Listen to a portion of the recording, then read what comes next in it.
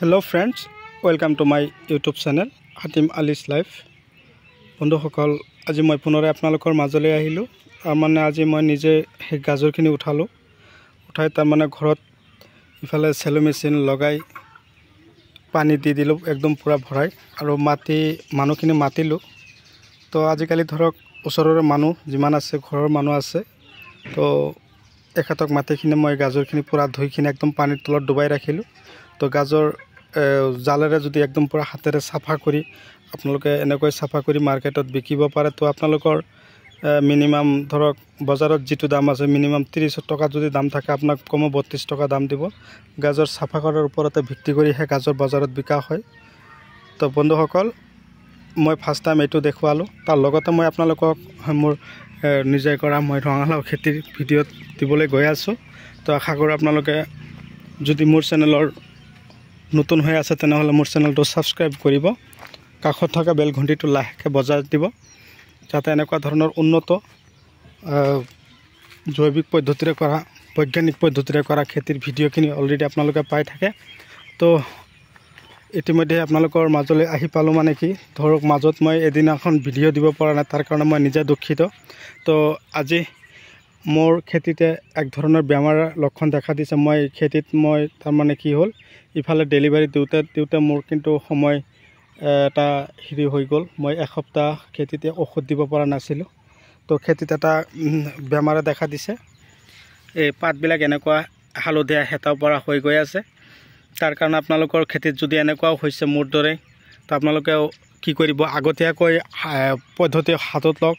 আগতীয়াকৈ পোকৰ ঔষধ আপোনালোকে খেতিত দিবৰ কাৰণে প্ৰস্তুতি লওক। পাতত এনেকুৱা ধৰণৰ বেমাৰ পালে কিন্তু ৰঙালাও খেতিত নানান ধৰণৰ সমস্যা দেখা দিব। খেতিত ফলন কম হ'ব।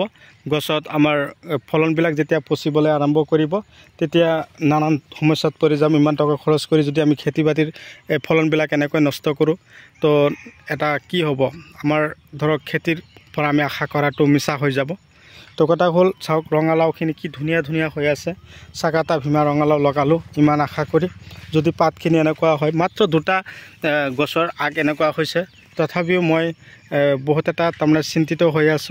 কি হ'ল টেনচন নাই যদি আৰু 2-4 দিন পিছত খেতিত আহিলো হয় তেনেহলে কি হলে হয় হেতুহে মই ভাবি আপোনালোকলৈ মই ভিডিঅ দি দিলো। আজি মই নিজৰে খেতিৰ ভিডিঅত দি আছো যদিও এনেকুৱা যদি হেতা পৰা হৈ যায় আগবিলাক মই এই এটা আগ আৰু ইফালে আৰু এই সৰু সৰু দুটা আগ দেখা পাই আছে। এনেকুৱা ধৰণৰ আগ হোৱাৰ লগে লগে ৰঙালাওখিনি এনেকুৱা হৈ যাব। তাৰ কাৰণে আপোনালোকে কি কৰিব দুই ধৰণৰ ঔষধ আপোনালোকে খেতিত ইউজ কৰিব। এটা হ'ল লখন্দি আৰু এটা হ'ল দাহাত। এই ঔষধ দুটা খেতিত ইউজ কৰি আপোনালোকে চাওক না আপোনালোকৰ খেতিত অলৰেডি 100% আপোনালোকে ৰিজাল্ট পাব। আৰু দানাটো আপোনালোকক মই আগতে কৈছিলোঁ হিমুক আৰু ফলিক এচিড থকা 98 দানাটো আপোনালোকে খেতিত দিয়ক।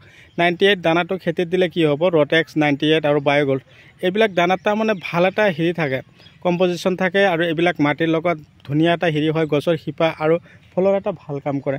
তাৰ কাৰণে মই আপোনালোকক এই ভিডিঅ'টো দিয়াৰ প্ৰধান উদ্দেশ্য। তো ৰঙালাও গছৰ আগবিলাক চাওক খেতিত এনেকুৱা ধৰণে আমি সাৰ ঔষধ খটাইছিলোঁ।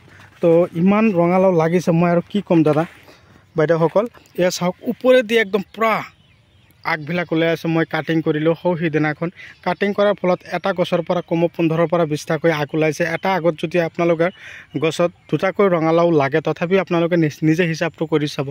1 বিঘা মাটিৰ ওপৰত কৰিছোঁ 6 কঠা মাটিত ৰঙালাও খেতি কৰিছোঁ। গতিকে ৰঙালাওখিনি এনেকুৱাও হৈছে। কিন্তু এটা কথা মই আপোনালোকক আজি দুটা ট্ৰফি লৈ আপোনালোকৰ ভিডিঅ' দিবলৈ গৈ আছোঁ।